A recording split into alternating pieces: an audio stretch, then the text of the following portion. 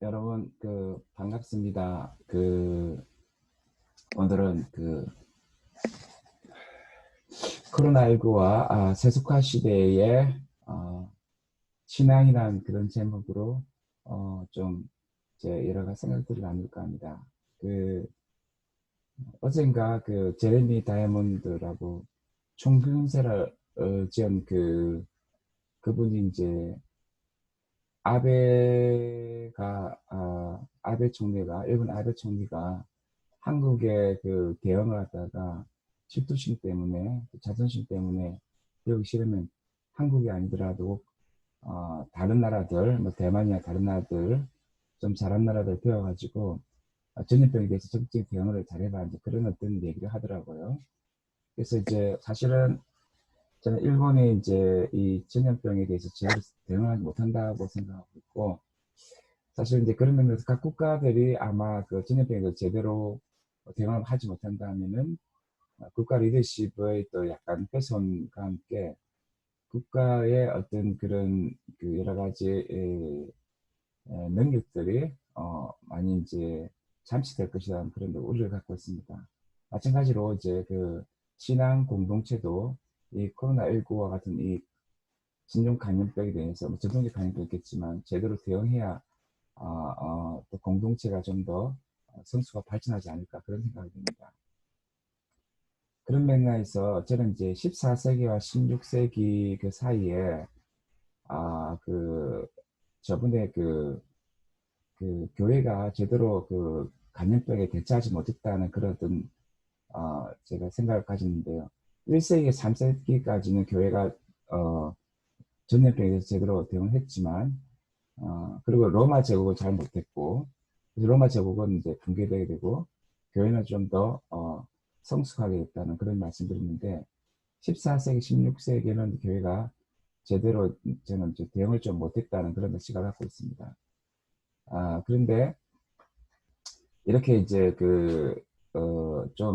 대응을 잘 하지 못하니까 근데 교회 너무 비과학적으로 또 이 잘못 대응을 하니까 이 어떤 세속화와 연관된 휴머니즘이 좀 더 강화되지 않았을까 그런 생각합니다. 그래서 이제 미켈란젤로의 레오나르도 다빈치의 비트루스 인간인가 인간 중심 인간 이런 그림에 나타났는데 사실 14세기와 16세기까지 이제 에라스무스와 베이컨이 주도한 미켈란젤로의 그림도 있지만 또 어떤 인문학 그리고 이제 과학 그리고 레오나르도 다빈치의 그런 그림에서 보면은 이때 이제 결국 뭐냐면 교회 잘못되어 하니까 어떤 세속화 이런 것들을 우리가 보게 되는 거죠. 또 르네상스가 강화되는 것을 우리가 보게 됩니다.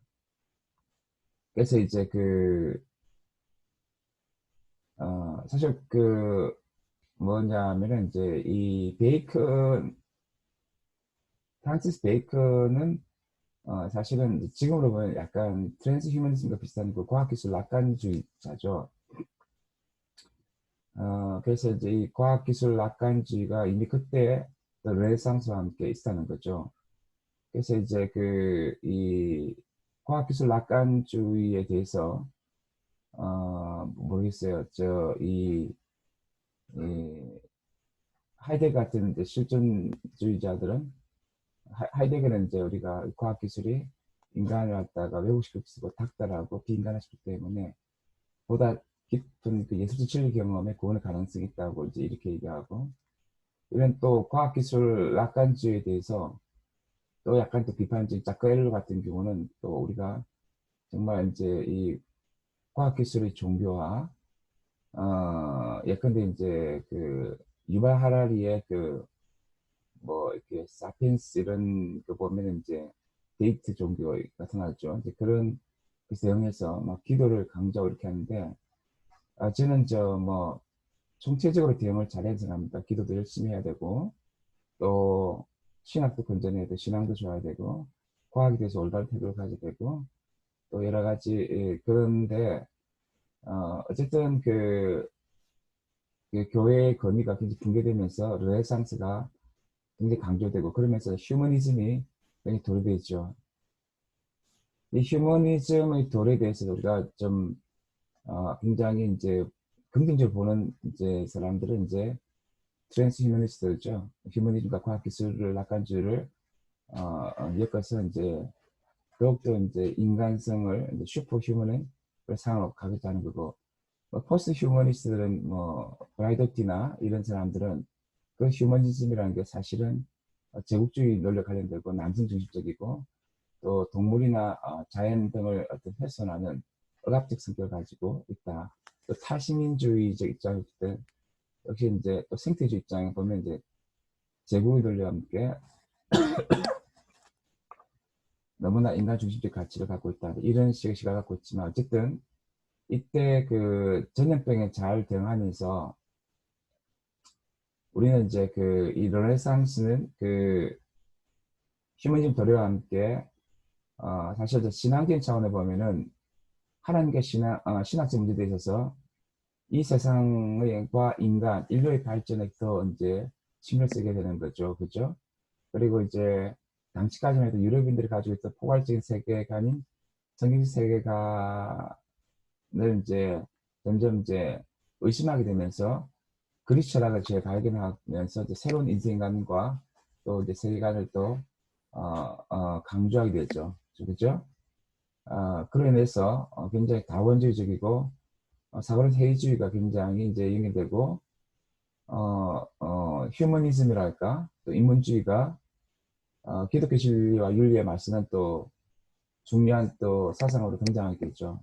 이런 상황 속에서 물론 반성 성찰을 위한 그 어떤 기독교계는 루트와 칼빈 같은 그런 종교개혁이 또 새로 이루어지게 되고 물론 이런 루트와 칼빈의 이제 종교개혁이 잘 되기도 하고 잘못되기도 있는데 어쨌든 종교개혁자들은 이제 사실 국가적인 경향이 있지만 또 종교 분리를 또 강조하면서 또 사실은 내부 개혁과 신학적인 문제에 관심을 가지면서 사실은 이제 프란시스 셰프 같은 사람은 이제 뭐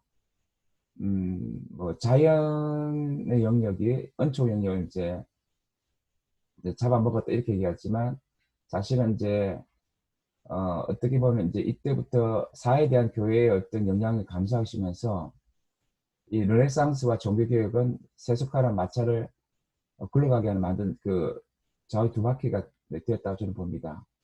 그래서 이제 어떤 사람이 에라스무스가 세속화는 알을 낳았고 루트는 그 알을 부화시켰다는 그런 이제 말을 했는데요. 그렇게 하면서 사실은 이제 서구 유럽이 또 뭐냐면 이제 국가의 권위가 강화됩니다. 봉건제도, 농노 봉건제도가 약화되면서 그 어떤 새롭게 굉장히 이제 등장한 그 노동자들을 국가 차원에 관리하면서 또 민족주의가 국가적으로 굉장히 강조되고 새로운 독립국가들이 반응하게 됨으로 말미암아 또 이것이 또 세속화가 연결돼 있죠.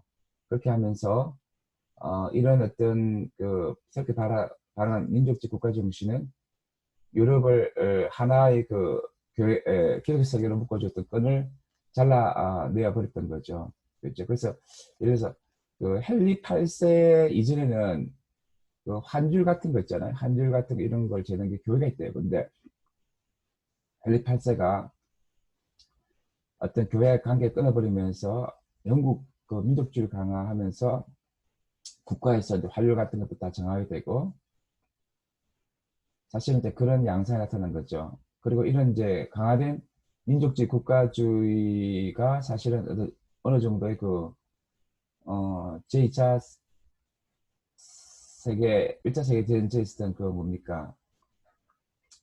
또 우리가 그 스페인 독감을 일으켜주는 그런 또 여러 가지 감염병이 있고 또 그런 속에서 1차, 2차 세계 이루어지면서 이런 이제 민족주의나 2차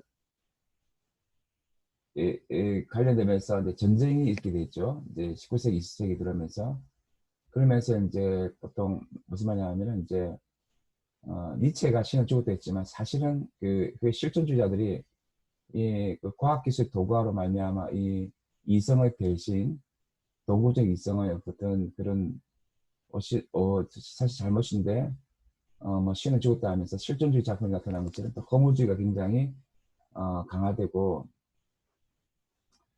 이런 허무 실존주의적 맥락 속에서 이제 보통 우리가 사르트르나 또 까미 같은 그런 이제 어떤 세속화적인 허무주의가 확산됐다고 할 수 있겠지만 이 르네상스를 영향을 받은 또 계몽주의 역시 서구의 세속화를 이제 촉진시켰죠.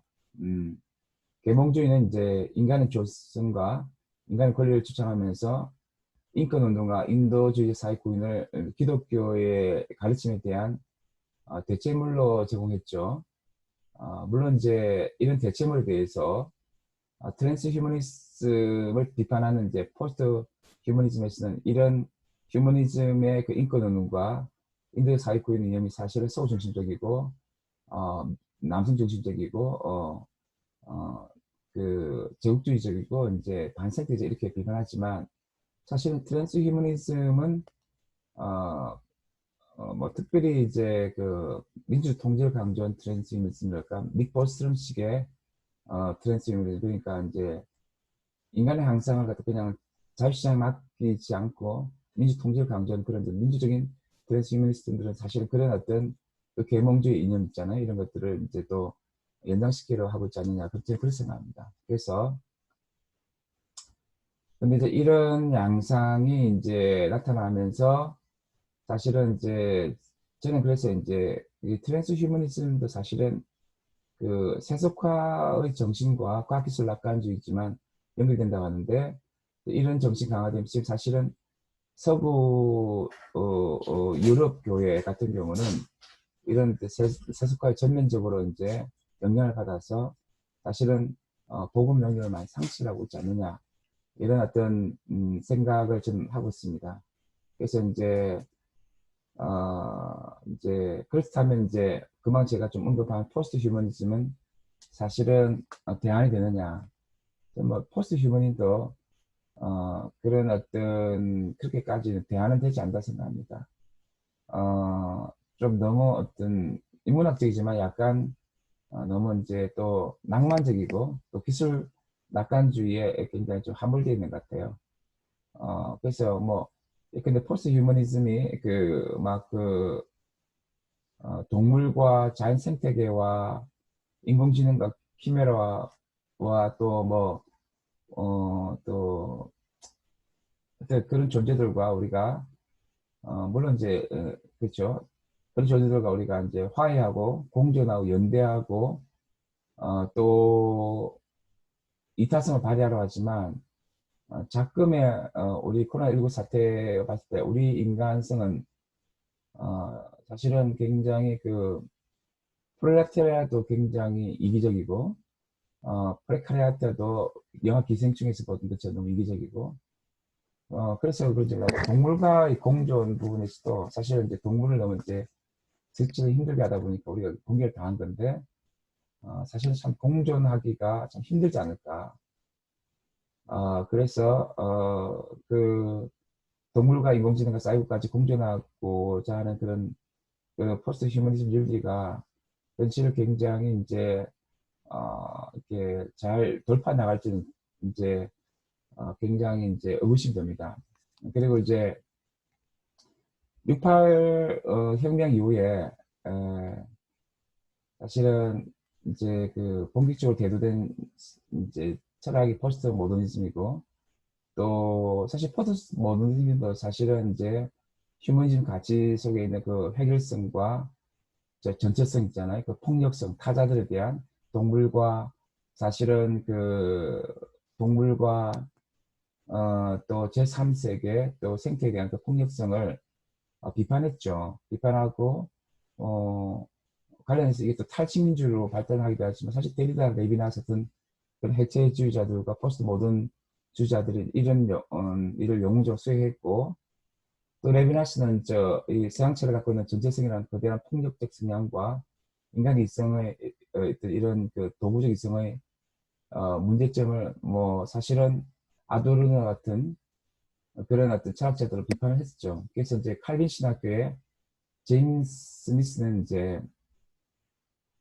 이 포스트 모더니즘을 옹호하면서 다름을 그름으로 규정한 보편성, 객관성 때문에 발생하는 그 폭력으로 근대성을 평가하고 미셸 푸코 같은 철학자들 이론이 신학적으로는 기독교 핵심 주장과 잘 어울린다.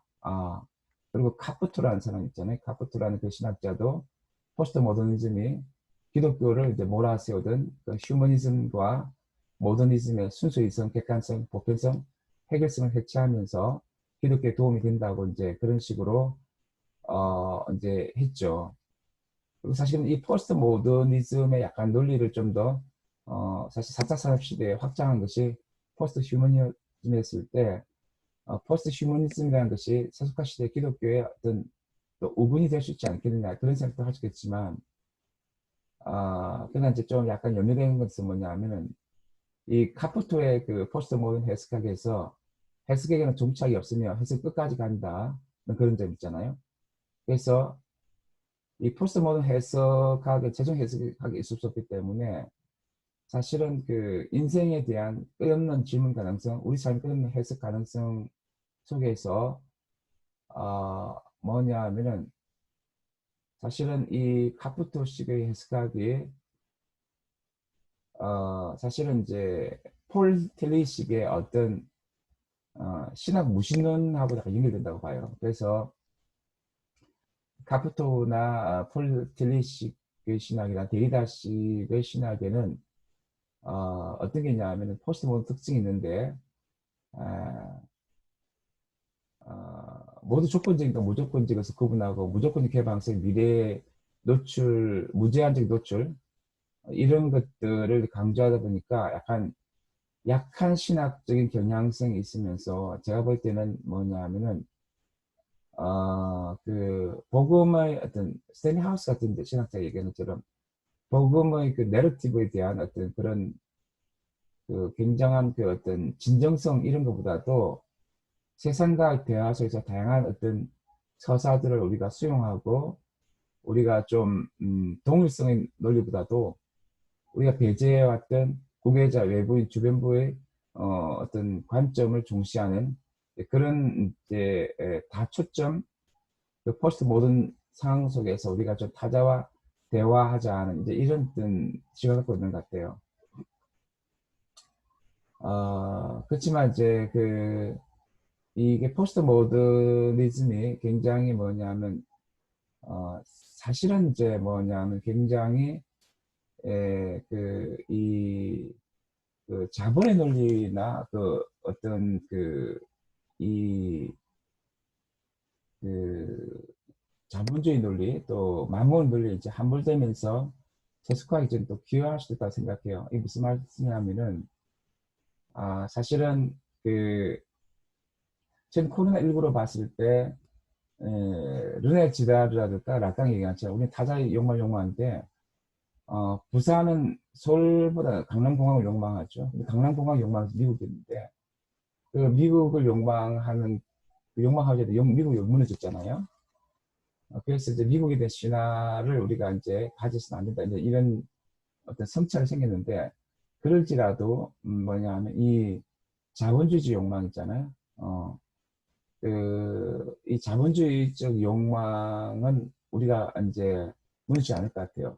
그러니까 뭐냐 하면 이 자본주의라는 것은 뭐 제가 거부하기보다도 욕망을 찾아봤을 때는 제한되지 않는 그 어떤 그 빠른 생산, 소비 자본주의, 이런 것들을 또 부추기고, 그리고 이제 이 국위 자본주의의 그 논리가 사실 포스트 모더니즘이라고 이제 우리가 이제 보는 것처럼, 그래서 생각보다 이 포스트 모더니즘이 굉장히 이제 그 세속화 만물 신에 관련해서 또 연결될 수도 있다고 생각해요. 그래서 우리가 이제 조금 뭐냐 하면은 이런 어떤 세속화의 시대에 코로나19에 사실은 이 대점에서 이제 저는 포스트 모더니즘도 포스트 휴머니즘도 사실은 굉장히 낭만적인 이유를 얘기하지만 사실은 이제 제국주의 만문 신앙에 함몰될 수 있다고 생각해요. 그래서 이제 밀뱅크 같은 사람들은 이제 포스트 모더니즘을 허무주의에 연결시키고 세속화에 연결시키는데 또 존 밀뱅크 말이죠. 그 가톨릭 그 전통 캡틴의 전통주의자들. 그리고 또 이제 그 뭐냐면은 그 그런 면에서 사실은 이제 포스트 휴머니즘도 좀 그럴 수도 있고요. 근데 저는 뭐냐 하면은 이 코로나19 시대에 그래서 우리가 대안을 생각한다면은 밀번크 같은 그런 급진적 전통주의랄까 스테니 하우스 같은 그런 어떤 그 기독교의 그 메타내러티브에 대해 충실한 서사를 가지고 십자중과 부활의 신앙 가운데서 우리가 나아가는 그런 신앙이 오히려 굉장히 이제 중요할 수 있다. 그런 생각들을 가야 됩니다. 그러면서도 과학과 여러 가지 이제 이 문화, 이런 현실들에 대해서 잘 대처하는 신앙, 이런 신앙을 통해서 또 성에 의한 그런 기도하는 짝대를 같은 그런 진정으로 좀 급진적 기도의 신앙을 통해서 우리가 이 시대를 잘 이겨나가야 되지 않을까 생각합니다. 오늘은 이 정도 얘기하도록 하겠습니다. 감사합니다.